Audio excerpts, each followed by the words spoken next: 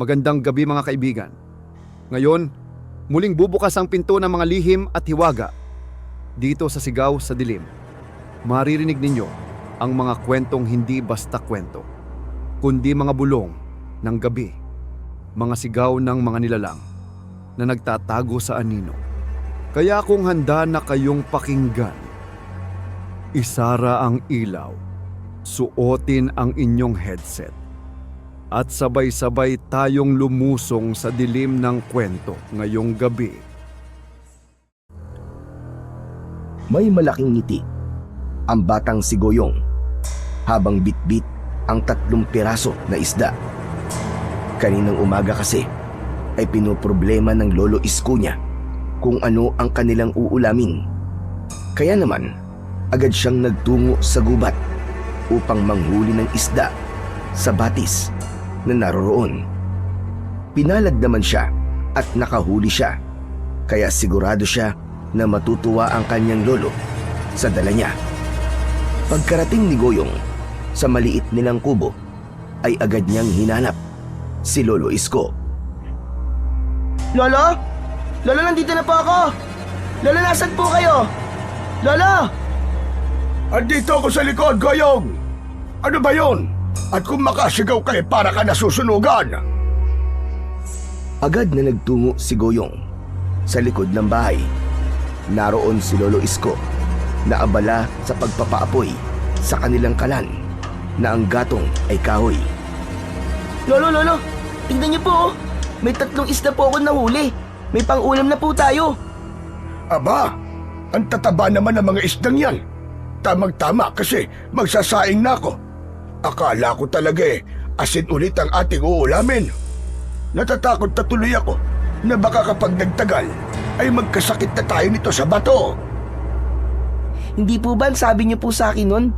Basta maging masipag at madiskarte lang tayo, ay may mahahanap tayong pagkain sa paligid natin.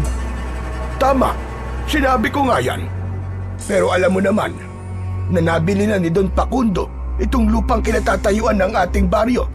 Kaya limitado na lamang ang mga lugar na pwede natin pagkunan ng pagkain. Mabuti nga nakapanghuli ka pa ng isda sa ilog. Sandali, nasiguro mo ba na walang tauhan ni Don Facundo ang nakakita sa'yo? O baka naman nagpaalam ka kay Don Facundo na manghuhuli ka ng isda sa ilog? Ha? Hindi po, Lolo Isko eh. Hindi naman po ako sa ilog ng huli ng isda, kundi doon po sa batis, sa loob po ng gubat. Alam ko po kasi na hindi roon nagpupunta ang mga tauhan ni Don Facundo, kaya wala pong makakakita sa akin doon. Ano sabi mo? Pakiulit mo nga. Mahina na po bang pandinig mo, Lolo? Kailangan ko po ba talagang ulitin? Huwag mo akong pinipilosopong bata ka ha. Sabihin mo sa akin na nagbibiro ka lang, na sa batis mo yun nahuli. Totoo pong sinabi ko, Lolo Isko. Doon ko po talaga nahuli ang mga isdang to. Anak ng tinapa, hindi ba maigpit kong bilin sa'yo na huwag kang magpupunta sa batis na yun? Ilang beses ko ba sasabihin sa'yo na binabantayan ng mga engkanto ang batis na nasa loob ng gubat? Paano kung kinuha ka nila? Sige nga, paano kung hindi ka na nakabalik dito? Teka nga, sabihin mo, ikaw ba talaga si Goyong? Baka naman pinalitan ka na ng mga engkanto. Biglang pinisil ni Lolo Isko ang muka ni Goyong na para bang nang mamasa ito ng tinapay. Aray, Lolo! Ako po ito! Ako po si Goyong! Hindi ako nakakasiguro. Sagutin mo ang tanong na ito. Kailan ang iyong kaarawan? O kita mo na, hindi ka kagad makasagot kasi hindi mo alam. Hindi ikaw ang apo ko. Paano naman po ako makakasagot agad? Dire-diretso po kayong magsalita. Ang birthday ko po ay August 10. Tapos ang tatay ko po ay namatay dahil sa sakit sa baga. Si nanay naman po ay umalis at sinabi na magtatrabaho po sa Maynila. Pero hindi na po nagparamdam at hindi na po bumalik dito. Ikaw naman po, Lolo, malakas po kayong humilik pag kayo natutulog. May balat po kayo sa kaliwang pisngi ng puwet nyo. Tama na. Kaarawan mo lang ang tinatanong ko. Pero ang dami mo na sinabi.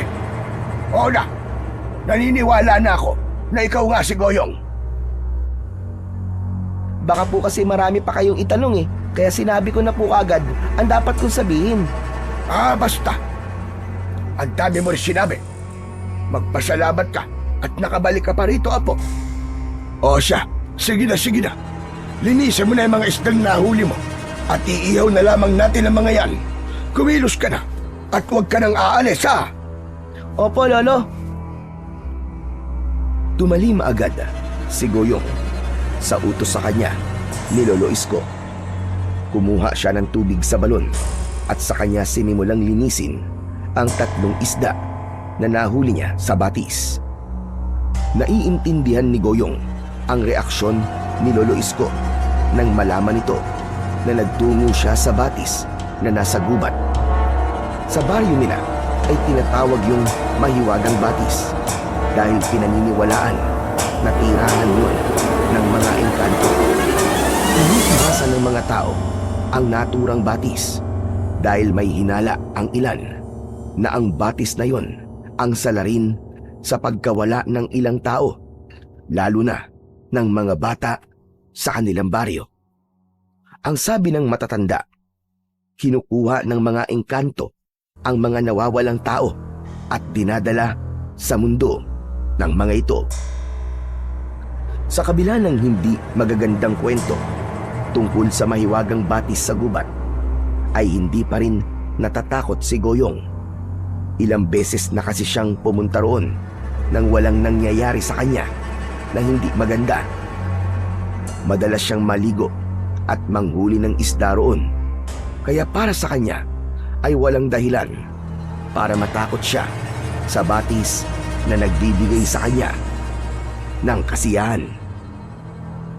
Simple ang buhay ni Goyong at Lolo Isko. Nagtatrabaho si Lolo Isko sa sakahan na pagmamay-ari ng mayamang tao sa kanilang baryo na si Don Facundo.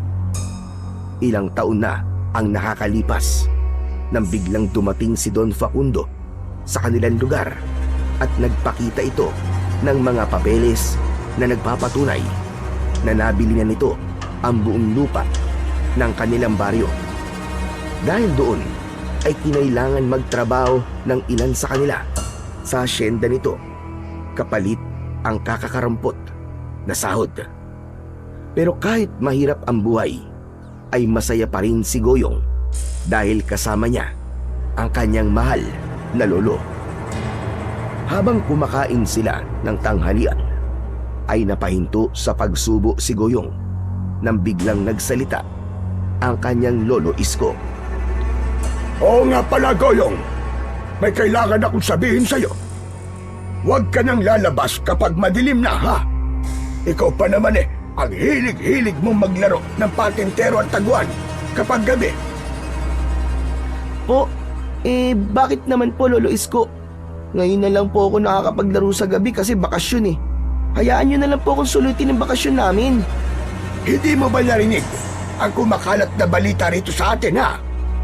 Doon daw sa baryo ng San Felix ay may mga aswang na gumagala. May mga nabiktima na raw. Alam ko na po yung ginagawa nyo, Lolo eh. Gumagawa po kayo ng kwento para takutin po ko.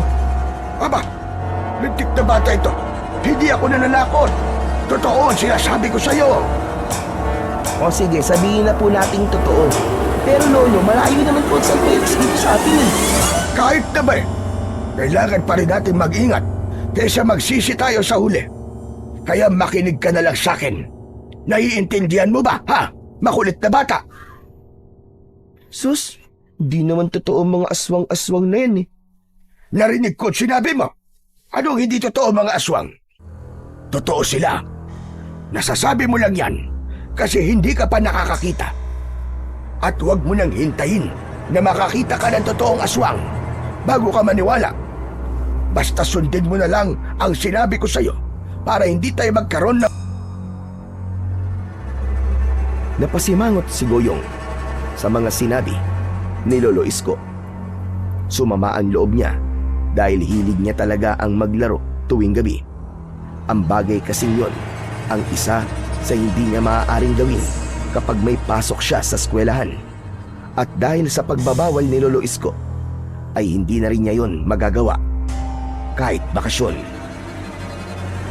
Ng mga sumunod na araw ay naging usap-usapan sa baryo ni Nagoyong ang pagsalakay ng mga aswang sa San Felix. Kahit malayo ang baryong yon sa lugar nila, ay hindi pa rin naiwasang matakot ng mga tao. Ipinagkibit balikat lamang ni Goyong ang lahat ng yon. Para sa kanya ay isang gawa-gawang kwento ang aswang upang takutin ang mga batang kagaya niya. Isang tanghali, nagtungo si Goyong sa hasyenda ni Don Facundo upang dalhin ang pagkain ng kanyang lolo Isko. Sa mura niyang edad ay marunong na siyang magluto ng mga simpleng putahe. Kaya kapag wala siyang pasok sa eskwelahan, ay siya ang nagluluto at nagdadala ng tanghalian ng lolo niya kapag may trabaho ito.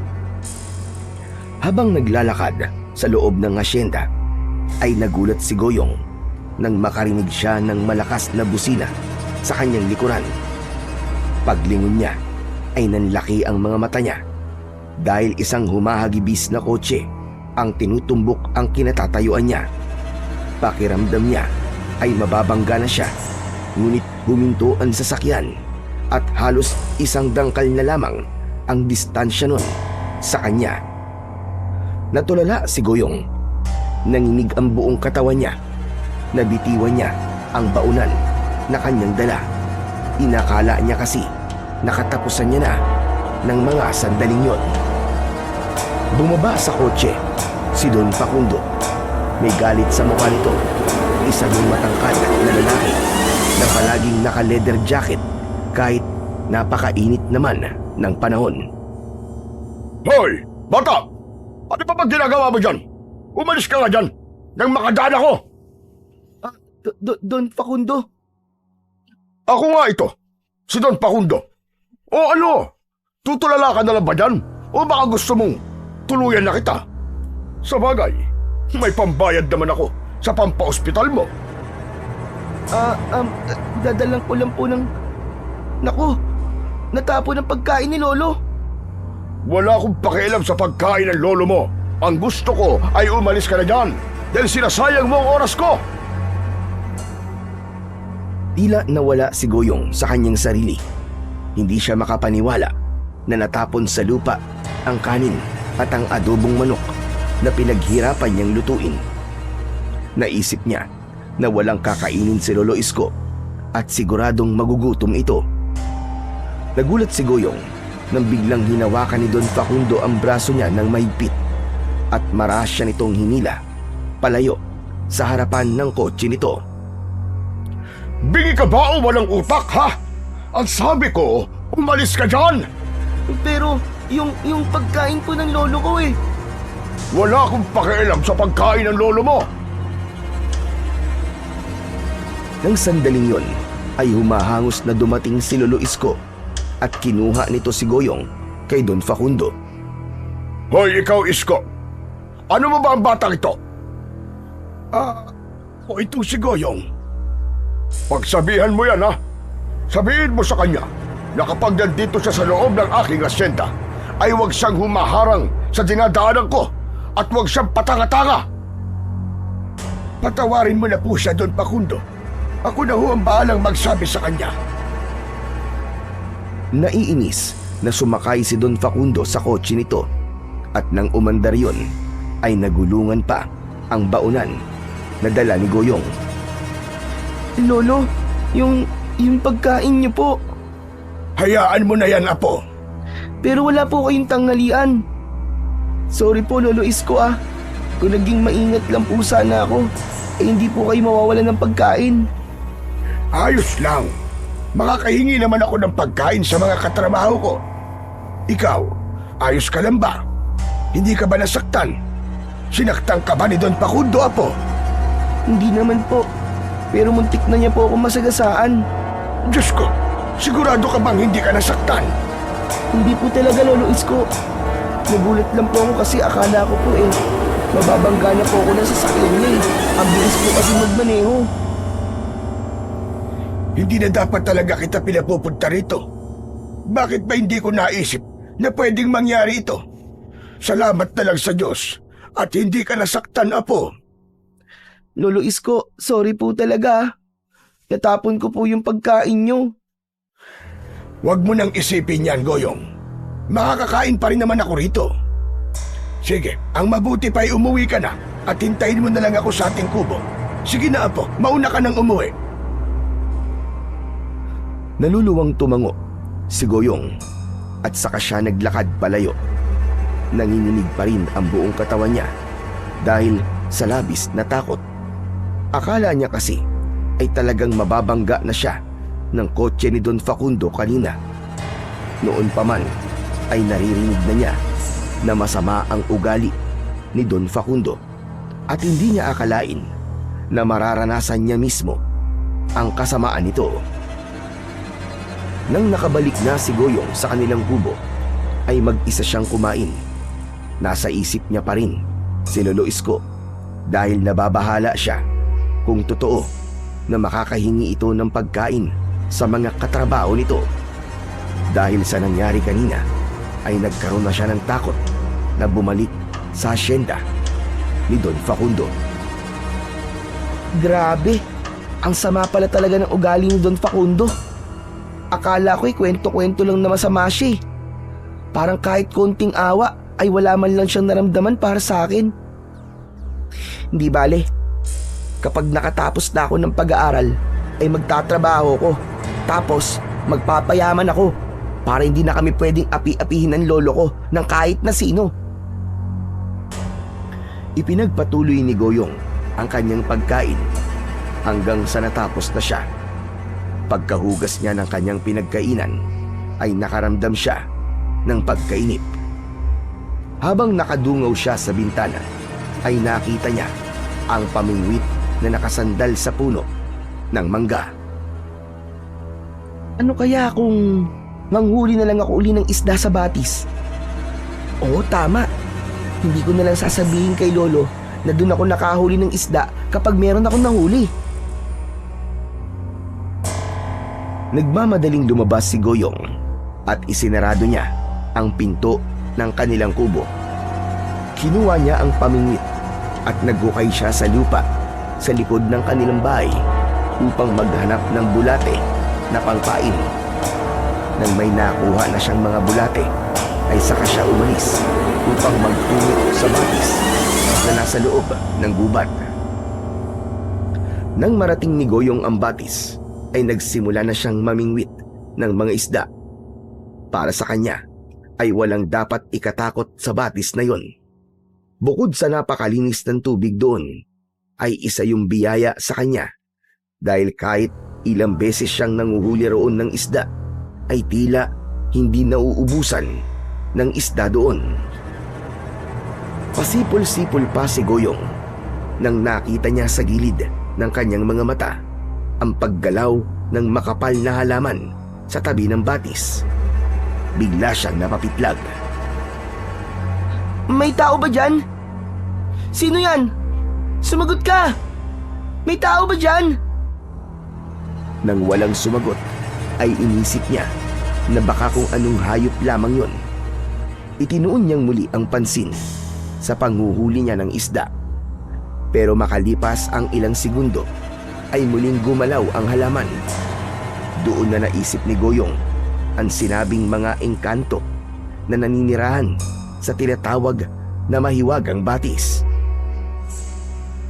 Kung may engkanto nga po rito, pasensya na po kayo. Aalis na po ako at hindi na po ako babalik dito kahit kailan. Parang awa niyo na po.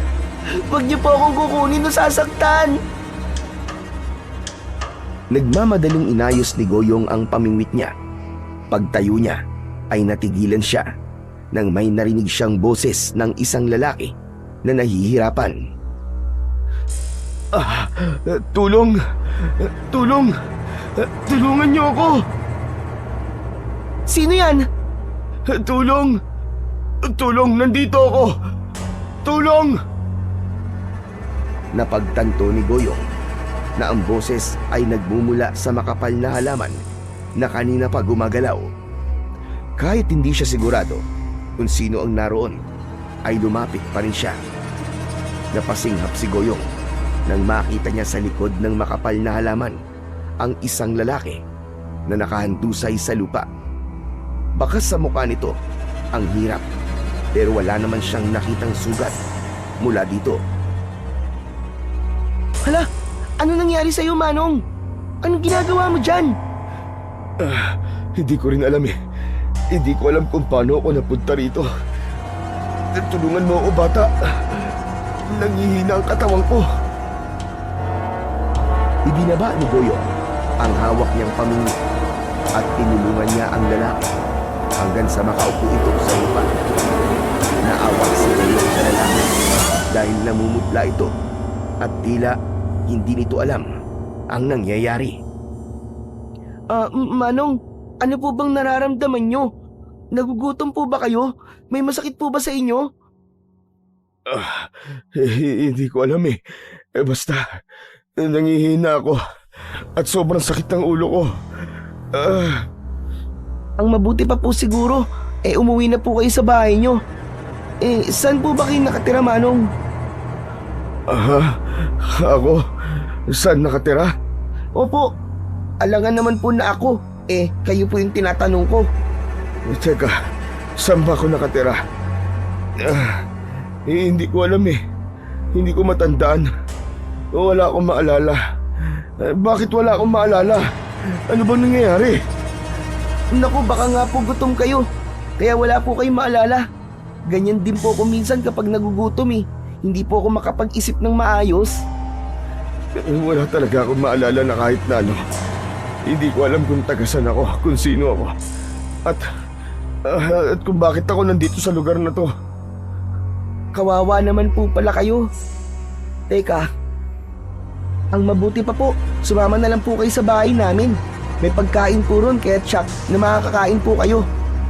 Kaya niyo po bang tumayo, Manong?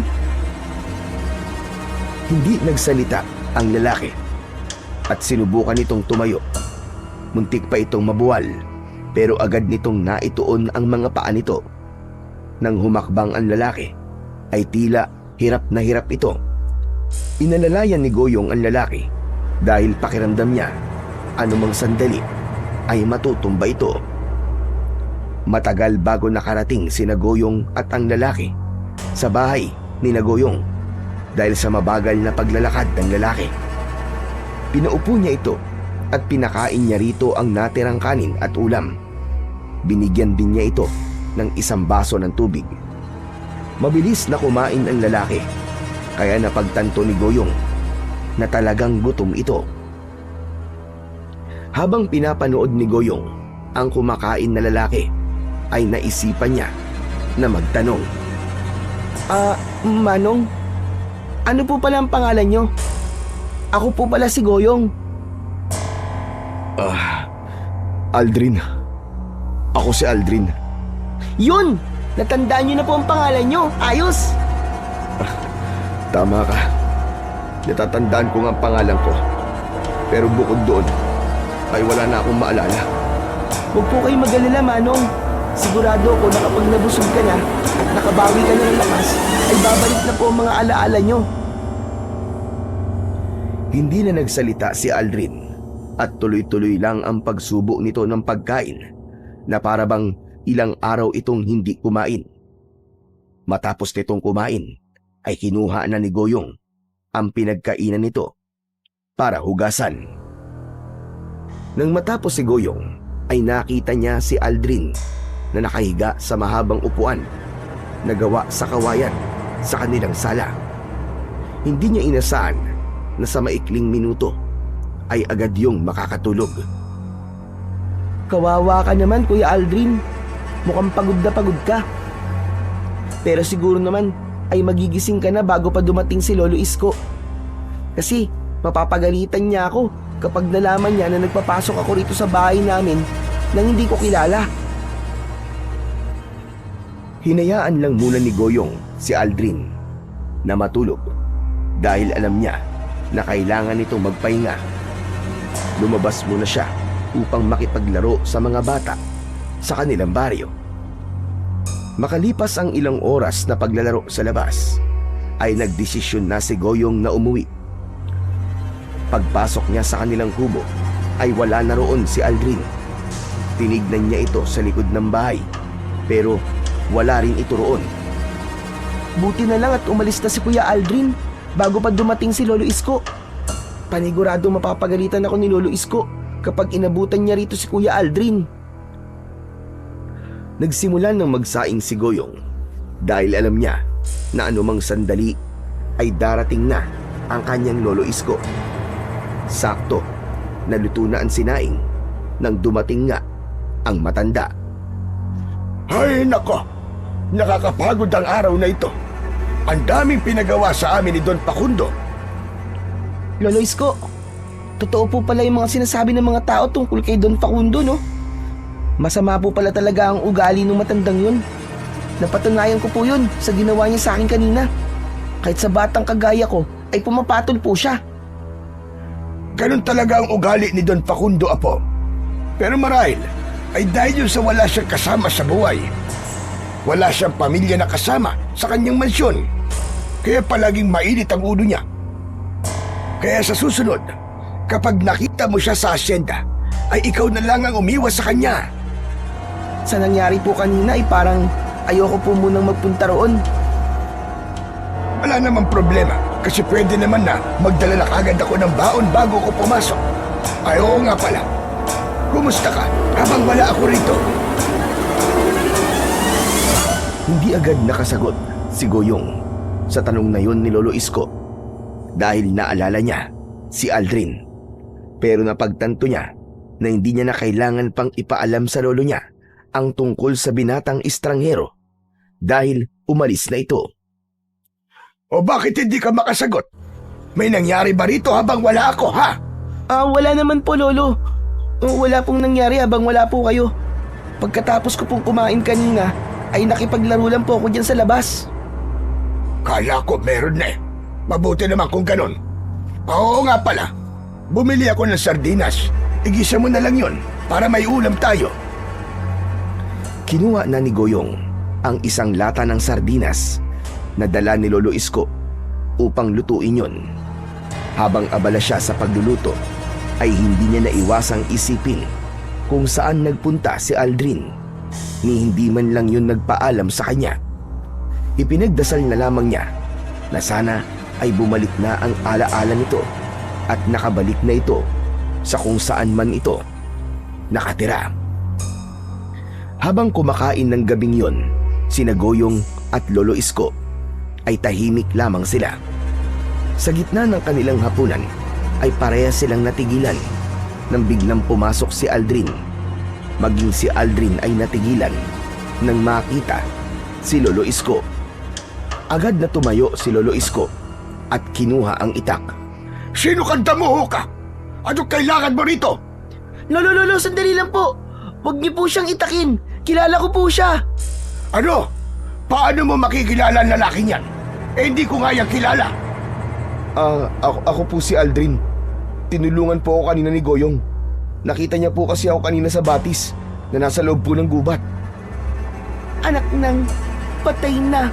Nabuking na ako. At talagang nagpunta ka pa rin sa batis kahit sinabi kong wag ka na raw magpupunta. Pasensya na po kayo, Lolo Isko. Nainip po kasi ako kanina kaya naisipan ko pong manghuli ng isda doon. Tapos, saka ko po nakita si Kuya Aldrin. Nangihina po siya kaya dinala ko po siya rito kanina sa bahay natin. Pinakain ko po siya tapos bigla na lang po siyang nawala.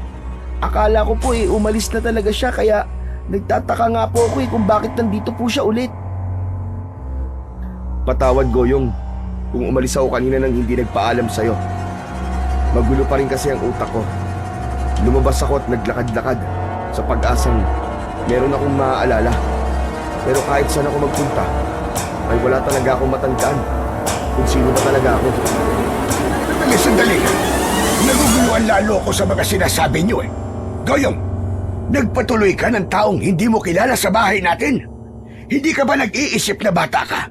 Paano kung masamang tao pala yan? Naawa po kasi ako sa kanya, Lolo eh. Pangalan lang po niyang natatandaan niya. Hindi niya po alam kung saan po siya nakatira. Saka sa tingin ko po mabuting tao naman po si Kuya Aldrin eh. At paano ka nakakasigurong mabuting tao nga siya? Kanina mo lang naman siya nakilala. Huwag po kayo mag-alala, Lolo Isko. Kahit pangalan ko lang po ang natatandaan ko, ay sigurado po ako na hindi ako masamang tao. Bumalik po ako rito dahil kailangan ko po ng matutuluyan habang hindi pa po bumabalik ang aking alaala. Hindi, ayoko. Hindi pa upahan ang aming bahay para dito ka tumira. Sige na, makakaalis ka na. Kung di ka aalis, tatagayin talaga kita. Lolo, wag naman pong ganyan. Tumahimik ka. Hindi pa ako tapos sa'yo. Sige na, umalis ka ng lalaki ka. Hindi bukas ang pinto ng bahay ko sa'yo. Walang nagawa si Aldrin kundi ang lumabas ng bahay. Agad namang isinarado ni Lolo Isko ang pinto at saka ito humarap kay Goyong. Natakot si Goyong dahil masama ang tingin ng lolo niya sa kanya. Pambihira ka. Hindi ko inakala na magagawa mo ito sa akin, Goyong. Una, nagsinungaling ka. Pangalawa, nagpunta ka sa Mahiwagang Batis. At pangatlo, nagpapasok ka sa bahay natin ng taong hindi mo kilala. Sa loob ng isang araw, ay napakarami mong nagawang kasalanan. Lolo, naawa lang po talaga ako sa kanya eh. Sorry po. Puro ka na lang, sorry. Paano kung nagpanggap lang yon na wala siyang naaalala, tapos may masama pala siyang balak sa atin? Sa susunod, bago ka gumawa ng mga ganyang desisyon, ay magtanong ka muna sa akin. Naiintindihan mo ba? Sagot! Opo, naiintindihan ko po, Lolo Isko. Hala, sige. Bumalik ka na sa lamesa at tapusin mo na ang pagkain mo. Nawalan na ako ng galang kumain dahil sa iyong bata ka. Napayuko si Goyong habang umuupo sa upuan na nasa kanilang hapagkainan. Natakot siya sa pagsigaw ni Lolo Isko sa kanya, ngunit mas lamang ang awa na naramdaman niya para kay Aldrin. Lalo na nang nakita niya kanina ang mukha nito nang palayasin ito ni Lolo Isko. Baka sa mukha ni Aldrin ang pagkalito at takot dahil hindi nito alam kung saan ito pupunta. Hiniling na lang ni Goyong na sana ay may ibang tao na kukupkup kay Aldrin o hindi naman kaya ay tuluyan ng bumalik ang nawala nitong mga alaala. Bago matulog ng gabing yon, ay muling pinagsabihan ni Lolo Isko si Goyong.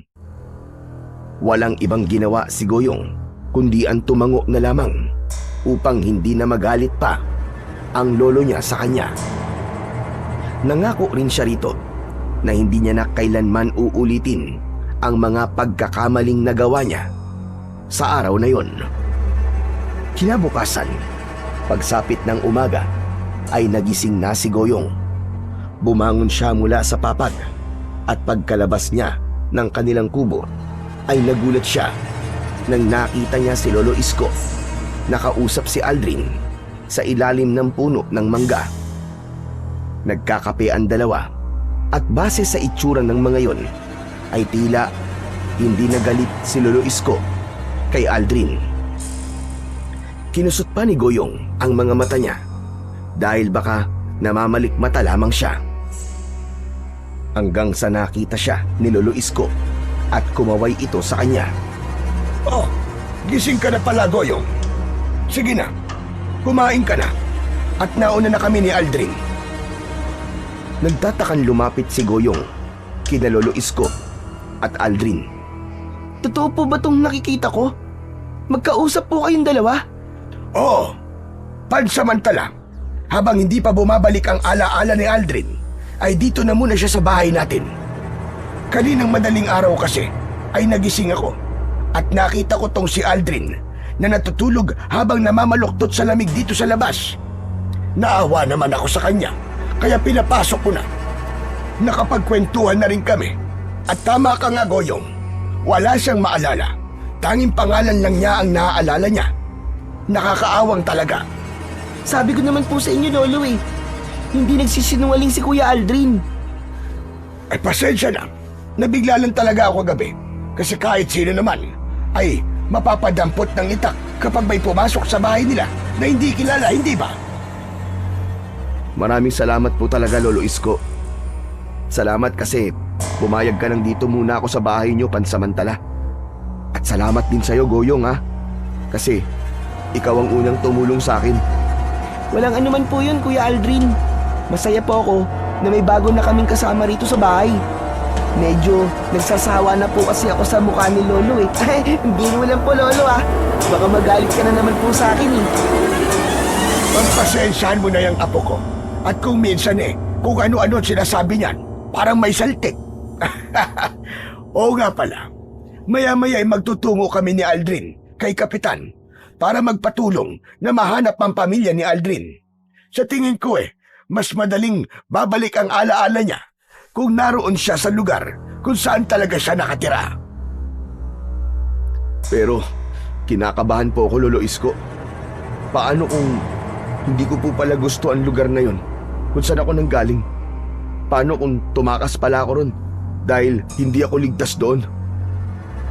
Huwag kang mag-alala dahil kung sakali na maibalik ka na namin sa pamilya mo at maalala mo na hindi ka ron ligtas, ay pwede kang bumalik dito anumang oras. Bukas ang pinto ng bahay namin para sa'yo. Naku, maraming salamat po talaga, Lolo Isko. Napakaswerte ko dahil kayo po ang kumupkup sa akin. Napangiti si Goyong. Masaya siya na sa wakas ay pumayag na si Lolo Isko na manirahan sa bahay nila si Aldrin. Hindi niya maintindihan, pero kahit kakakilala pa lamang niya sa binata, ay magaan na ang loob niya rito. Ramdam niya na hindi ito masamang tao at wala silang pagsisisihan na tinulungan nila ito. Maya-maya pa ay umalis na sina Lolo Isko at Aldrin para magtungo sa bahay ng kapitan sa baryong yon. Habang mag-isa si Goyong ay kumilos na siya para magwalis sa kanilang bakuran. Hindi nagtagal ay bumalik na si Aldrin, ngunit hindi na nito kasama si Lolo Isko. Ayon kay Aldrin ay dumiretso na si Lolo Isko sa trabaho nito. Kuya, kapag may kailangan ka magsabi ka lang sa akin ha. Huwag kang mahihiya. Imposible naman yata na hindi ako mahiya sa inyo ni Lolo Isko kasi napakabuti niyo sa akin. Saka para tulungan ng hindi niyo kilala na kagaya ko ay napakalaking bagay na para sa akin. Mukhang mabait ka naman kasi kuya Kaya sigurado ko na tama na tinulungan ka namin. Maraming salamat talaga, Goyong, ha. Napakabata mo pa pero marunong ka ng tumulong sa kapwa mo. Kay lolo ko po kasi yung natutunan Ang sabi po niya, kahit mahirap lang po kami, ay tumulong pa rin kami sa mga nangangailangan sa paraan po na kaya namin. Pero kuya, talaga bang wala ka pang naaalala na kahit na ano? Nakasama ang palad, Goyong. Wala pa rin. Tanging ang pangalan ko lamang na naaalala ko. Bukod dun, wala na. Hindi ko nga alam kung meron akong pamilya na naghahanap sa akin Siguro naman kuya ay may pamilya ka pa. Malay mo, hinahanap ka na nila ngayon. Paniguradong nag-aalala na sila sa'yo. Sana nga, Goyong. Sana nga. Simula ng araw na yon ay kasama ng nanirahan ni Goyong si Aldrin sa maliit nilang kubo. Hindi ito naging pabigat at palagi itong tumutulong kay Goyong sa mga gawaing bahay. Kahit na pinipigilan niya itong gawin yon, mas naging malapit din sila sa isa't isa dahil madalas silang magkausap. Habang ang mga kapitbahay ni Goyong ay nagtaka nang makita si Aldrin, sinabi na lang ni Lolo Isko sa mga nagtatanong na si Aldrin ay pamangkin nito na galing sa syudad. Mas naging masaya si Goyong sa pagdating ni Aldrin sa buhay nila. Pakiramdam niya ay nagkaroon siya ng mas nakatatandang kapatid sa katauhan nito. Napatunayan din ni Aldrin sa kanila na isa itong mabuting tao dahil sa mga ipinakita nito sa kanila sa araw-araw. Isang gabi, habang mahimbing na natutulog si Goyong sa tabi ni Lolo Isko sa papag, ay sabay silang nagising nang marinig nila ang malakas na pagsigaw ni Aldrin. Agad na tumayo si Lolo Isko upang sindihan ang gasera. Nakita nila si Aldrin na natutulog sa mahabang upuan habang umuungol. Tagaktak ang pawis nito sa muka. Lolo, ano po nangyayari kay Kuya Aldrin? Mukhang binabangungot siya. Kailangan natin siyang gisingin. Agad na nilapitan ni Lolo Isko si Aldrin at makailang beses nitong tinapik sa pisngi ang binata bago yun nagising. Baka sa mukha ni Aldrin ang takot. Lolo Isko, pasensya ka na kung ginising kita, Aldrin. Abay, mukhang binabangungot ka. Salamat po't ginising niyo ako. Pakiramdam ko kasi ay gising na ako kanina pa, pero hindi ko magawang ibukas ang aking mga mata. Parang may kung anong mabigat na nakapatong sa dibdib ko, kaya hindi ako nakahinga ng maayos. Bangungot nga yung nangyari sa'yo. Kumusta lang pakiramdam mo ngayon? Parang hindi pa rin po ako makahinga ng maayos eh. Goyong, madali ka. Ikuha mo ng tubig ang Kuya Aldrin mo. Agad na tumalima si Goyong sa utos ng kanyang lolo. Nang bumalik siya na dala ang tubig, ay nagkikwento na si Aldrin sa kung ano ang napanaginipan nito. Inabot na niya sa binata ang isang baso ng tubig. Kakaiba po ang napanaginipan ko. Nakita ko po na hinahabol ako ng mga nakakatakot na nilalang. Matutulis po ang mga kuko nila at ganun din po ang kanilang mga ngipin. Para silang mga nilalang na nanggaling po sa impyerno. Sumisigaw sila. Sinasabi nila na kailangan nila akong patayin. Wala akong ginawa kundi ang tumakbo ng tumakbo. Kala ko po'y totoo na. Aswang. Mga aswang ang nilalang na tinutukoy mo. Po? Aswang? Oo. Sila ay mga nilalang na kumakain ng laman ng tao. Doon sila kumukuha ng lakas. Hindi kaya konektado ang mga aswang sa nakaraan mo? Wala ka pa rin bang naaalala kahit na konti? Wala pa rin po eh. Pero kung totoo po ang sinabi nyo, ano po kayong koneksyon ng mga aswang sa buhay ko? Yan ang hindi pa natin alam. Malalaman lang natin yan kapag bumalik na ang mga alaala mo. Pero sa ngayon, ay huwag mong puwersahin ang iyong sarili, Aldrin.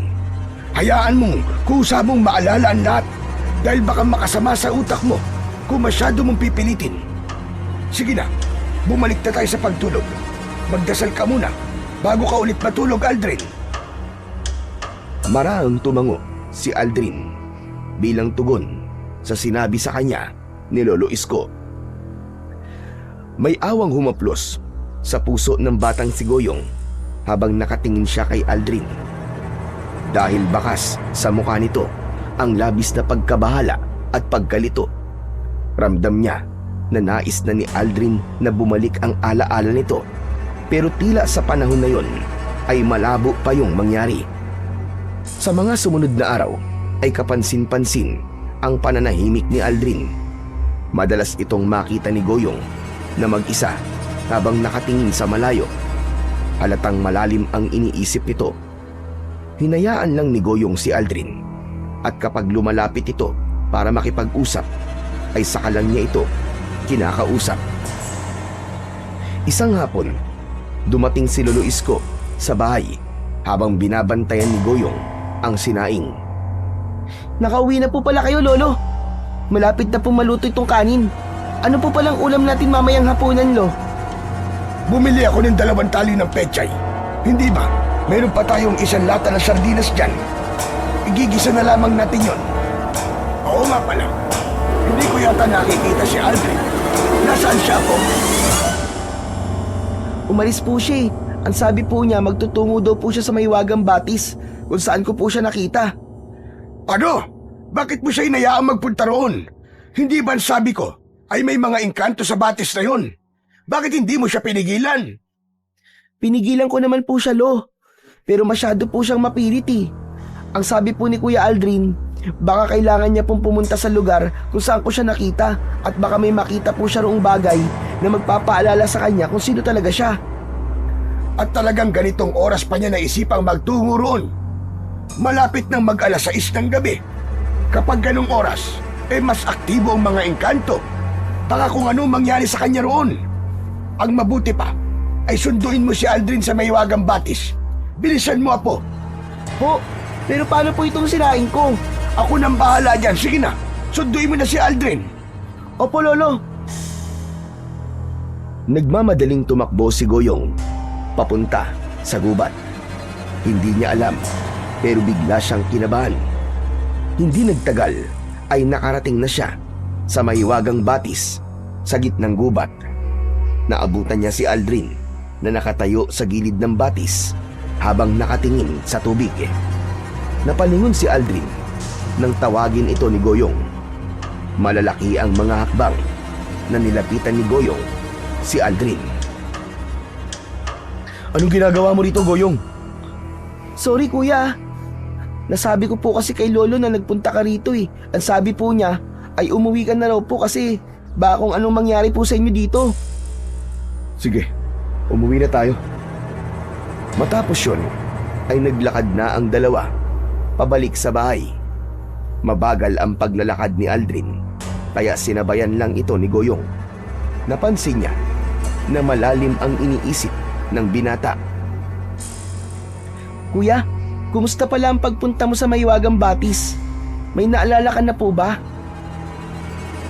Sa kasamaang palad, wala pa rin, Goyong. Pinilit ko pero hindi ko talaga maalala kung bakit ako napunta sa batis na yun. Butit wala kayong nakitang engkanto, Kuya Aldrin. Wala naman. Pero kakaiba ang pakiramdam ko kapag naroon ako sa lugar na yun. Parang buhay yung batis. Parang may kakaiba talaga sa lugar na yun. Pinapaniwalaan po kasi na meron daw pong mga engkantong nakatira sa batis na yun para pong tagapagbantay. Kaya pinagbabawalan ako ni Lolo na magpunta po roon. Pero para po sa akin, wala pong dapat ikatakot sa batis na yun. Ilang beses na nga po ako nagpunta roon para manghuli ng isda. Pero wala naman po nangyayaring masama sa akin. Pero mas mabuti pa rin kung makikinig ka na lamang sa lolo mo. Dahil ang kabutihan mo lang ang iniisip niya. Mahal na mahal ka niya. Kaya ayaw niya na mapapahama ka. Alam ko naman po yung kuya eh. Pero masyado kasing nag-aalala si Lolo sa akin. Paano ako matututo sa buhay kung hindi niya ako hinahayaan na gawin ng mga bagay-bagay, di ba? Saka, kaya ko naman ang sarili ko eh. Kung sakaling may hindi magandang mangyari, sigurado ako na kaya kong ipagtanggol ang sarili ko. Masyado ka matapang, Goyong ah. Maganda yan. Pero hindi sa batang kagaya mo. Hayaan mo na lang muna na gabayan ka ni Lolo Isko.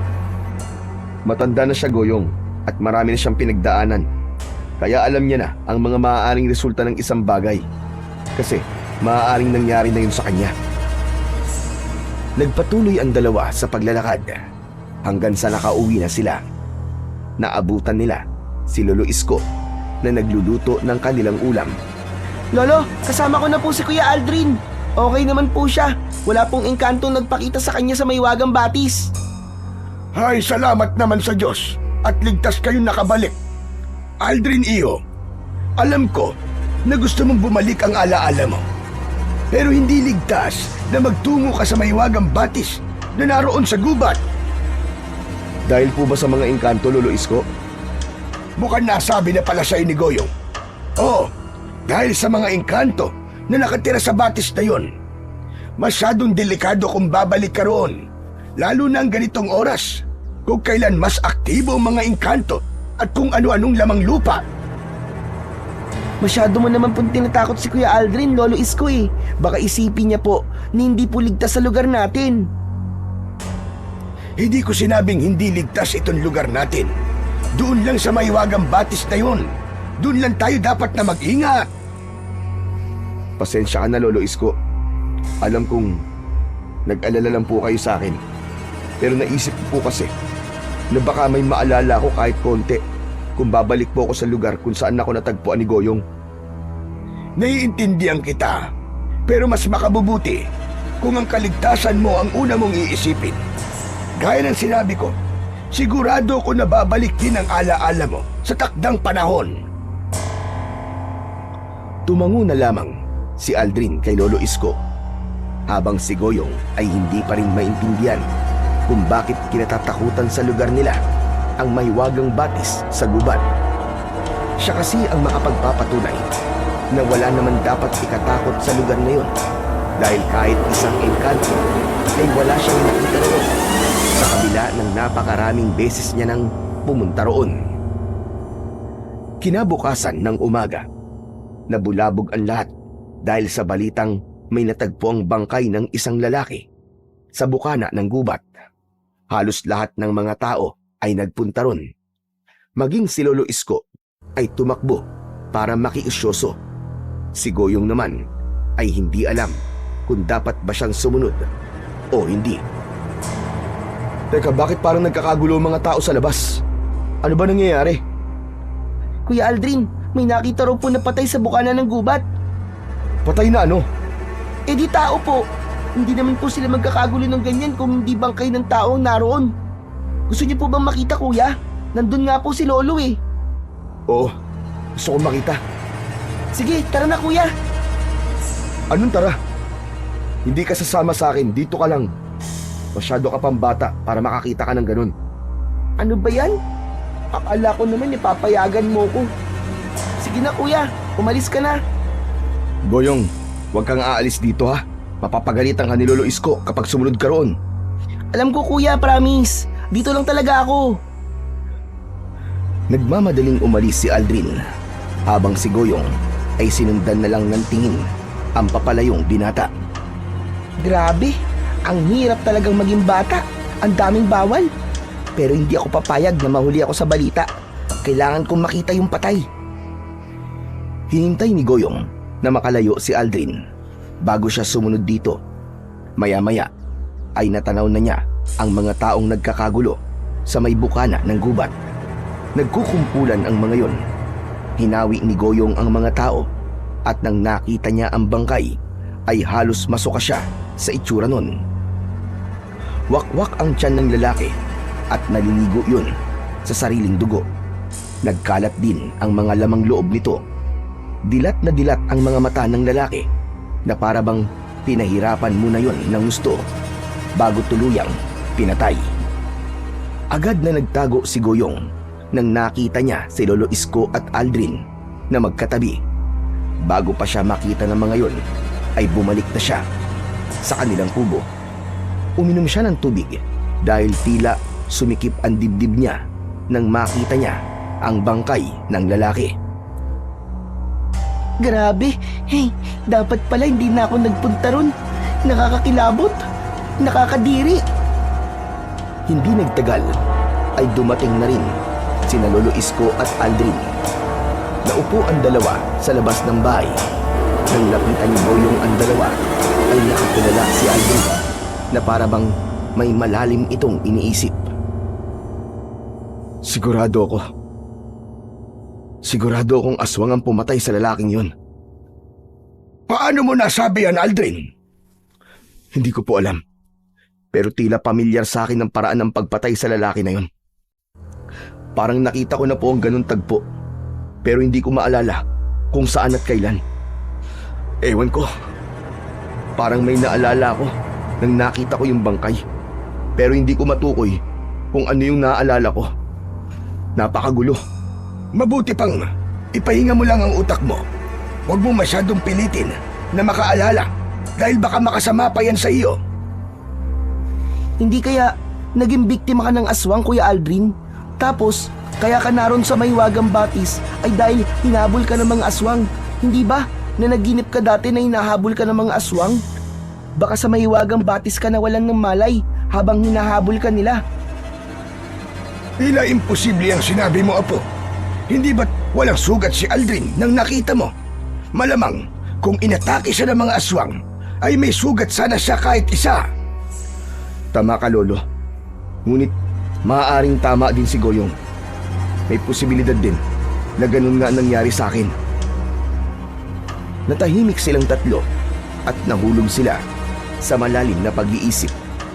Pakiramdam ni Goyong ay malapit nang bumalik ang mga nawalang alaala ni Aldrin at may kutob siya na may malaki itong koneksyon sa mga aswang. Nang dahil sa natagpo ang bangkay, ay unti-unti nang naniwala si Goyong na totoong may aswang nga, lalo na't simula noon ay mas lalong tumindi ang takot ng mga tao sa baryo nila na baka madagdagan ang magiging biktima ng mga aswang. Isang gabi, magkakasalo sila sa hapunan, ay nagpaalala si Lolo Isko. Goyong, siguro naman ay hindi ka nalalabas ng bahay kapag madilim na. Mas makabubuti na kapag lumubog na ang araw, ay dito na lang tayo sa loob ng ating tahanan. Hindi na po talaga ako lalabas. Baka magaya po ako rin sa lalaking natagpuan sa bukana ng gubat eh. Pero Lo, sa palagay niyo po ba ay nandito na po yung mga aswang na sinasabing umaatake po sa San Felix? Sa tingin ko ay oo, Goyong. Mukhang lumipat na sila ng lugar na peperwisyuhin nila. At sa kasamaang palad, dito sila sa baryo natin pumunta. Mas makabubuti po kung maglalagay tayo ng asin sa pinto at bintana. Magsabit din po tayo ng bawang sa labas para hindi makalapit ang asin dito sa bahay. Teka kuya, paano niyo po nalaman ng ganyan? Hindi ko alam eh. Bigla na lang lumabas sa bibig ko ang bagay na yun. Para bang may alam talaga ako kung paano lalabanan ng mga aswang at kung ano ang mga bagay na maaaring magtaboy sa kanila. Alam mo kuya, sa tingin ko ay may koneksyon talaga ang mga aswang sa nakaraan mo. Anong ibig mong sabihin, Goyong? Na isa akong aswang? Hindi. Di kung aswang ka, matagal mo na kaming nilapa ni Lolo. Ang ibig kong sabihin ay baka kasi noon ay nakikipaglaban ka sa mga aswang. Hindi po ba? Posible naman po yun, Lolo. Yan nga rin ang naisip ko. Kasi kusang lumabas sa bibig mo kung ano ang dapat nating gawin sa sitwasyon natin ngayon. Hindi ko po talaga alam, Lolo Isko.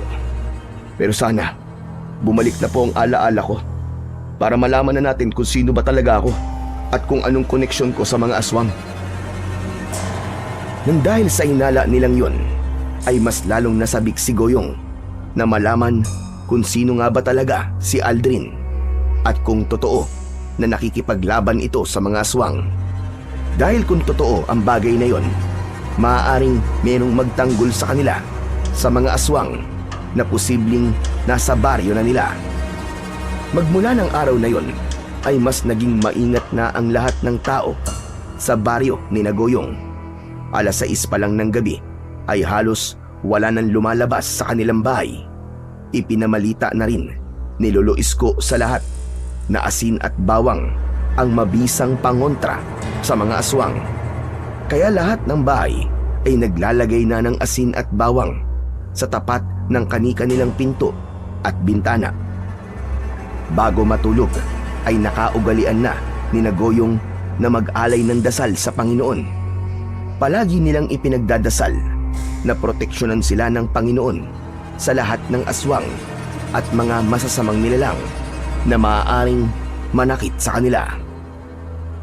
Isang kwento rin ang kumalat sa baryo nila. Ayon sa nasagap na balita ni Lolo Isko, ay may isang misteryosong lalaki sa San Felix ang nakipaglaban noon sa mga aswang.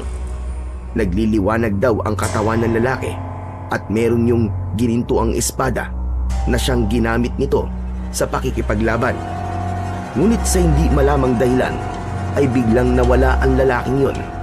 Kaya naman, umasa ang mga tao sa baryo ni Goyong na sa sandaling umatake sa lugar nila ang mga aswang ay biglang magpakita ang misteryosong tagapagtanggol. Isang gabi, matapos magdasal, ay humiga na rin si Goyong at Lolo Isko sa papag, habang si Aldrin naman ay sa mahabang upuan. Oo nga pala, Goyong. Sinunod mo ba ang inutos ko sa'yo kanina? Ano pong inutos, Lolo Isko? Kita mo na at hindi mo ginawa. Hindi ba't habang kumakain kanina sinabi ko sa'yo na ikaw ang maglagay ng asin sa pinto at bintana? Ginawa mo ba yun? Nakaw, hindi po Nawala po sa isip ko kasi nasanay po ako na kayo po ang gumagawa nun Naku, talaga ikaw na bata ka, oo. Ang bata-bata mo pa, ay napakaulyanin mo na. Huwag na po kayong magalit, Lolo Isko. Tatayo na po muna ako at maglalagay na po ako ng asin sa pinto at bintana. Wag na, at ako na lang ang gagawa. Humiga ka na lang dyan. Napapailing na bumangon si Lolo Isko. Ilang hakbang pa lamang ang nagagawa nito ay nagulat silang lahat nang may narinig silang kaluskos sa ibabaw ng bubong. Napabalikwas ng bangon si Goyong at ganun din si Aldrin. Tumingala sila at pinakiramdaman nila kung ano yung nasa bubong. Parang may pusa o aso na naglalakad sa ibabaw ng bubong, ngunit mas mabigat ang hakbang nun. Hala, ano po yung nasa bubong? Sana naman ay pusa lang. Masama ang pakiramdam ko. Sa tingin ko ay hindi pusa o kung anong hayop yan. Isa yung aswang. Takot na napayakap si Goyong kay Lolo Isko. Lolo, ano pong gagawin natin? Kumalma ka lang. Tignan mo ang ginawa mong bata ka. Dahil hindi tayo nakapaglagay ng asin, ay mukhang ang bahay natin ang pinuntahan ng aswang. Huwag kayong mag-alala. Akong bahala sa inyo. Anong gagawin mo, Aldrin? Hindi nagsalita si Aldrin. Bagkus ay kinuha nito ang itak sa kusina habang patuloy ang kaluskos sa bubong. Nang lalabas na sana si Aldrin, ay agad itong hinawakan ni Lolo Isko sa braso. Saan ka pupunta, Aldrin? Kailangan ko pong lumabas para malaman kung aswang nga ba o hindi yung nasa bubong. Pero masyadong delikado yung naiisip mong gawin. Paano kung aswang nga yun? Mas mabuti nga po kung aswang para malaman natin kung totoo na nakikipaglaban ako sa mga aswang bago ako nawala ng alaala. Magtiwala po kay Lolo Isko. Kaya ko po ang sarili ko. Matagal bago nagsalita si Lolo Isko. Matiim itong nakatingin kay Aldrin habang bakas sa mukha nito ang pag-aalangan. Maya-maya pa ay binitiwan na ni Lolo Isko ang braso ni Aldrin. O sige, pero Aldrin, mag-iingat ka. Opo, maraming salamat po Lolo Isko. Matapang na lumabas ng bahay ang binatang si Aldrin. Agad namang isinarado ni Lolo Isko ang pinto. Bahagyan itong binuksan ang bintana at sumilip ito roon. Nakisilip na rin ang batang si Goyong. Ano ka bang bata ka? Doon ka na lang sa papag natin. Magdasal ka. Ang damot niyo naman po, no? Gusto ko rin pong makita kung anong mangyayari po sa labas eh. Hinayaan na lang ni Lolo Isko na sumilip din si Goyong sa bintana. Mula roon ay nakita nila si Aldrin at pilit tinitignan kung ano ang nasa ibabaw ng bubong. Hoy! Kung sino ka man nandyan sa itaas, bumaba ka dito at harapin mo ako!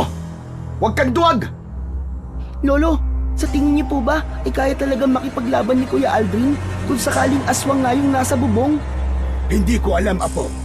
Pero kung totoo nga na siya'y nakikipaglaban nun sa mga aswang, sa tingin ko ay likas na lalabas yun sa kanya kahit wala siyang alaala. Habang nakatingin si Goyong kay Aldrin, ay ipinagdasal niya na sana ay walang masamang mangyari dito. Hanggang sa nagulantang sila nang mula sa bubong ay tumalon pababa ang isang nakakatakot na nilalang.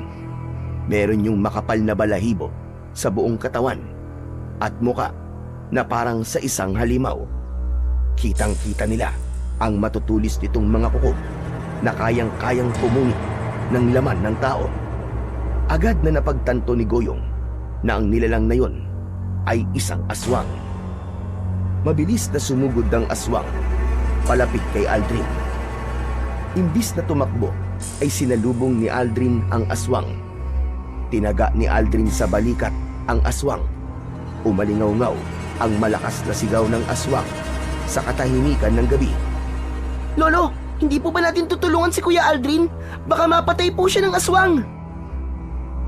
At anong tulong naman ang magagawa natin? Sige nga, Hindi ko po alam, pero kailangan po may gawin po tayo. manahimik ka, Goyong. Dito lang tayo at hindi tayo lalabas. Nagpatuloy sa pakikipaglaban ng aswang si Aldrin. Sa Sa tuwing sinusubukan ng aswang na atakihin ito, ay tinatapatan nito yon ng taga at saksak gamit ang kanyang matalas na itak. Kahit sugatan na ang aswang, ay tila wala sa plano nito ang umatras. Hanggang sa mabilis na umakyat ang aswang sa isang puno, bigla yung tumalon papunta kay Aldrin. Nagawa nung masunggaban si Aldrin na naging dahilan para mapahiga ito sa lupa. Pumaibabaw ang aswang sa binata. Sasaksakin sana ni Aldrin ang aswang, pero kinagat ng aswang ang braso nito. Malakas na napasigaw si Aldrin at nabitiwan nito ang hawak na itak.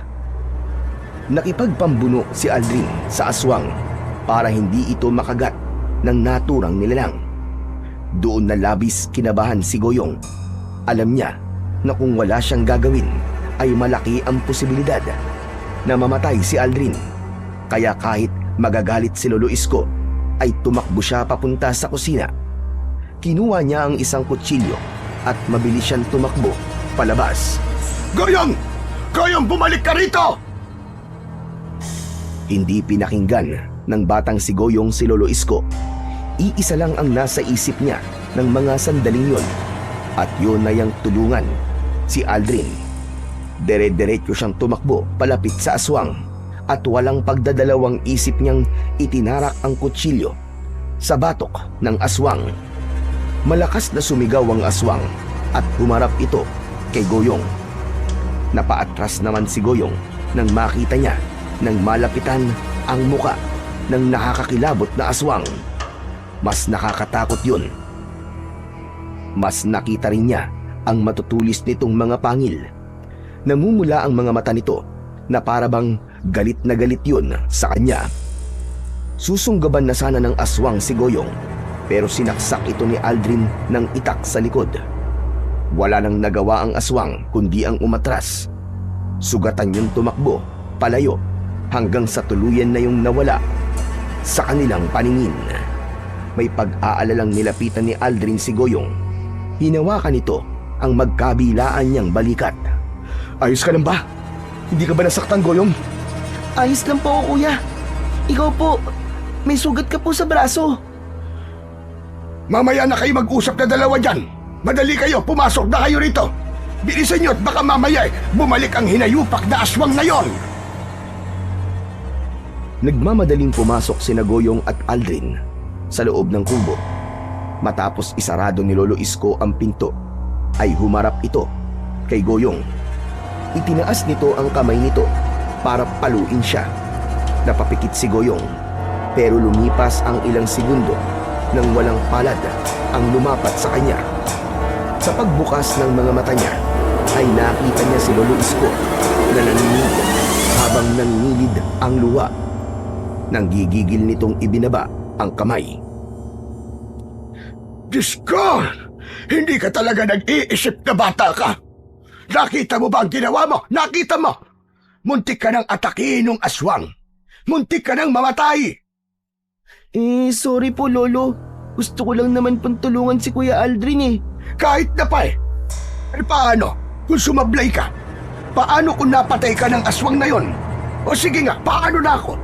Sa tingin mo ba ay makakaya kong mabuhay nang wala ka? Nadurog ang puso ni Goyong nang kumawala ang luha ni Lolo Isko. Doon niya napagtanto na hindi galit ang nararamdaman ito para sa kanya. Natatakot ito na mawala siya, kaya siya nito sinigawan. Sorry po talaga, Lolo Isko. Ayoko po kasing may mangyaring masama kay Kuya Aldrin. Sunod na gawin mo pa yan. Mapapalo ka na talaga. Masasaktan ka na. Nagkakaintindihan ba tayo, Goyong? Opo. Ngayon, kumuha ka ng tubig at labakara. Kailangan kong linisan ang sugat ni Aldrin. Bilisan mo, Apo! Mabilis na sinunod ni Goyong ang inutos sa kanya ni Lolo Isko. Kinuha niya ang maliit na palanggana at nilagyan niya yon ng tubig. Kinuha rin niya ang labakara at inabot niya yon kay Lolo Isko. Habang abala si Lolo Isko sa paglilinis sa sugat ni Aldrin, sa braso ay kumuha ng lumang damit si Goyong para gupitin at gawing benda. Habang ginagawa niya yon, ay narinig niya ang pag-uusap ni na Lolo Isko at Aldrin. Lolo Isko, naiintindihan ko po kung bakit niyo nasigawan kanina si Goyong. Nag-aalala lang po kayo sa kanya. Pero sa palagay ko, kung hindi po ako tinulungan ni Goyong, ay baka wala na ako ngayon. Baka napatay na po ako ng aswang. Pasensya ka na. Hindi ko lang talaga napigilan ang galit ko kanina kasi talagang nag-alala ko para kay Goyong. Siya na lang ang meron ako, Aldrin. At kapag nawala pa siya, ay hindi ko na alam kung anong mangyayari sa akin. Baka mabaliw ako nang dahil sa pag-iisa. Naiintindihan po kita, Lolo. Pero kanina, habang nakikipaglaban ako dun sa aswang, ay may kakaiba po ako naramdaman. Yung galaw ko, parang natural na po sa akin yun. Parang likas na sa akin na makipaglaban sa aswang. Kahit konting takot, ay wala rin po ako naramdaman. Ang ibig mo ba't sabihin ay maaaring tama si Goyong na baka bago mawala ang iyong alaala ay nakikipaglaban ka na sa mga aswang. Tama po kayo, Lolo Isko. Sa tingin ko, ay isa po ako mandirigma na nakikipaglaban sa mga ganong nilalang. Nararamdaman ko po na malapit nang bumalik ang alaala ko. At ang paraan na naiisip ko para tuluyang bumalik ang aking alaala ay kung patuloy akong makikipaglaban sa mga aswang. Ano ka mo? Seryoso ka ba sa sinasabi mo? Ibubuwis mo ang buhay mo para bumalik ang iyong alaala? Opo, Lolo Isko. Gagawin ko po ang lahat para bumalik ang aking alaala. Ganito na po ako kadesperado. Pakiramdam ko po kasi habang wala akong naaalala sa nakaraan ko, ay malaking bahagi ng pagkatao ko ang nawawala rin. Kaya kung ang pakikipaglaban po sa mga aswang ang tanging paraan para maalala ko ang dapat kong maalala, ay gagawin ko yun, Lolo Isko. Kung yan ang gusto mong gawin, ay hindi na kita pipigilan. Ngunit palagi kang mag-iingat, Aldrin. Hindi natin alam kung gaano kalakas at kabangis ang mga aswang na makakaharap mo. Sana'y palagi kang gabayan ng ating lumikha. Hindi makapaniwala si Goyong sa kanyang mga narinig. Nung una ay haka-haka lamang niya na nakikipaglaban noon si Aldrin sa mga aswang. Pero dahil sa ipinakita nito kanina, ay tila tuluyan na siyang naniniwala na totoong isang mandirigma nga si Aldrin. Kinabukasan, nang umalis na si Lolo Isko para magtrabaho, ay naiwan sa bahay sina Goyong at Aldrin. Habang abala si Goyong sa pagwawalis sa harapan ng kanilang bahay, ay lumapit si Aldrin sa kanya. Bakit ka pa lumabas, kuya? Doon ka na muna sa loob, magpahinga ka lang doon. Ano ka ba? Mababaw lang naman tong sugat ko kaya wala kang dapat na ipag-alala sa akin. Naisip ko kasi na hindi pa pala ako nakakapagpasalamat sa pagliligtas mo sa akin kagabi. Ayos ka. Maraming salamat, Goyong, ha. Hindi ko akalain na ganun ka pala katapang. Walang anuman yun, kuya. Kahit ako, hindi nga rin ako makapaniwala sa nagawa kong yun eh. Ang nasa isip ko lang kasi kagabi ay ang mailigtas ka. At nagawa mo nga akong iligtas. Salamat talaga, Goyong, ha. Pero Kuya Aldrin, totoo po ba na makikipaglaban ka pa rin sa mga aswang? Narinig ko kasi ang pinag-uusapan niyo ni Lolo kagabi. Oo. Malakas ang kutob ko, Goyong. Natama ka na nakikipaglaban ako nun sa mga aswang. Ganun kasi ang naramdaman ko kagabi habang kalaban ko yung halimaw na yun. Kaya nga kuya, yung galaw mo kagabi, parang sanay na sanay ka ng makipaglaban sa mga aswang. Ang astig mo nga eh. Kaya nga kung sakaling may aatake na namang aswang dito, ay haharapin ko siya. Nararamdaman ko kasi na malapit na talagang bumalik ang alaala ko. Pero kuya, sana kung sakaling umatake dito sa baryo natin na maraming aswang, ay magpakita rin yung sinasabi nilang misteryosong lalaki na nakikipaglaban sa mga aswang sa San Felix. Misteryosong lalaki? Sino naman yun? Yung ba yung nabanggit ni Lolo Isko nung nakaraang araw? Yun nga kuya. Ang sabi kasi ng mga nakatira sa San Felix ay nakipaglaban ng lalaking yon ng ilang beses sa mga aswang. Tapos, bigla na lang nawala at hindi na nagpakita sa kanila. Kaya kung nasan man siya, Sana ay nakikita niya ang nangyayari dito sa lugar namin at tulungan niya tayo. Huwag kang mag-alala. Kasi kung sakali na hindi na talaga siya dumating o magpakita, ay nandito naman ako eh. Handa akong protektahan kayong dalawa ni Lolo Isko sa abot ng makakaya ko. Talaga kuya? Gagawin mo yon? Bakit naman hindi? Tinulungan niyo ako ni Lolo Isko. Kumbaga, yun ang aking paraan para makabawi sa kabutihan niyo sa akin. Saka, para namang nagdududa ka pa na kaya kong gawin yun matapos ang ipinakita ko kagabi. Nagdududa ka pa ba? Hindi naman kuya. Natutuwa lang ako kasi parang may superhero kami ni Lolo Isko at ikaw yon, Kuya Aldrin. Ay teka, may naisip ako, Kuya Aldrin. Ano naman yung naisip mo? Ano kaya kung turuan mo akong makipaglaban sa aswang, ituro mo sa akin kung paano gumamit ng itak? Para kapag makikipaglaban ka ulit sa aswang, ay pwede na kitang tulungan. Sige nga, sabihin mo sa akin. Paano ka makikipaglaban sa mga aswang kung nandyan si Lolo Isko? Sa tingin mo ba'y papayagan ka niya? Nung lumabas ka nga lang para iligtas ako eh. Grabe na ang pag-aalala niya sa'yo eh. Yung pa kayang ikaw na mismo ang lalaban sa mga aswang. Oo nga no, si Lolo Isko lang ang problema. Ano kaya kung tuwing tutulungan kita sa pakikipaglaban ay magsuot ako ng maskara para hindi ako makilala ni Lolo? Puro ka talaga kalokohan, Goyong. Huwag mo nang isipin na makipaglaban. Masyado ka pang bata para sa bagay na yon. Ang pagtuunan mo ng pansin ay ang pag-aaral mo. Hintayin mo lang na lumaki-laki ka. Malay mo pagdating ng araw, ay magkakilala pa tayo. Tapos, saka kita tuturuan at sasanayin. Promise kuya, paglaki ko sasanayin mo ako ah. Oo naman, nangangako ko sa'yo. Pero ang tagal pa nun. Matagal pa bago ako lumaki. Ano ka ba? Sandali lang yun.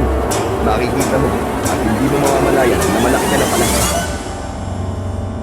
Natatawang ginulo ni Aldrin ang buhok ng makulit na batang si Goyong. Napangiti naman si Goyong dahil mas lalo niyang naramdaman ng sandaling yon na parang nakakatanda niyang kapatid, si Aldrin. Pagsapit ng hapon ay dumating na si Lolo Isko. Napansin ni Goyong ang pagkabahala sa muka ng lolo niya. Ikinuwento ng matanda kina Goyong at Aldrin na pinatay ang mga alagang kabayo ni Don Facundo sa asyenda. Ayon kay Lolo Isko, ay galit na galit si Don Facundo at ang hinala nito ay mga aswang ang salarin. Pinatay daw kasi ang mga kabayo na parabang nilapa ang mga yon ng mababangis na hayop. Puno ng kalmot at kagat ang katawan ng mga kabayo at may ilan na nakalabas ang mga lamang loob. Dahil sa pangyayaring yon, ay mas lalong nakaramdam ng takot si Goyong. Napagtanto niya na seryoso na ang pag-atake ng mga aswang sa kanilang baryo. Hindi na rin malabo na madagdagan pa ang mga magiging biktima ng aswang. Pagsapit ng dilim, habang nagsasalo-salo sa hapunan sina Goyong, ay nakarinig sila ng mga sigawan ng mga tao sa labas. Nangingibabaw sa pagsigaw na yon ang boses ni Don Facundo. Pinapalabas ng mga yon si Lolo Isko. Lolo, ano po nangyayari? Hindi ko alam, pero dito lang kayo ni Aldrin at ako na ang haharap sa mga tao sa labas. Teka, sasamahan ko po kayo. Huwag na, dito na lang kayo. Sigurado ako na wala silang gagawing hindi maganda sa akin. Ituloy niyo lang ang inyong pagkain. Nag-aalalang sinundan ng tingin ni Goyong si Lolo Isko. At dito nagtatapos ang ating kwento ngayong gabi. Kung nagustuhan ninyo ang karanasang ito, huwag kalimutan ang sigaw sa dilim, ang tahanan ng mga kwentong nag-iiwan ng takot at tanong sa inyong isipan. Mag-subscribe, i-like at i-share ang video na ito para mas marami pang marinig ang mga bulong ng dilim. Hanggang sa muli. Ingat kayo sa gabi, sapagkat hindi lahat ng ingay sa dilim ay guni-guni lamang.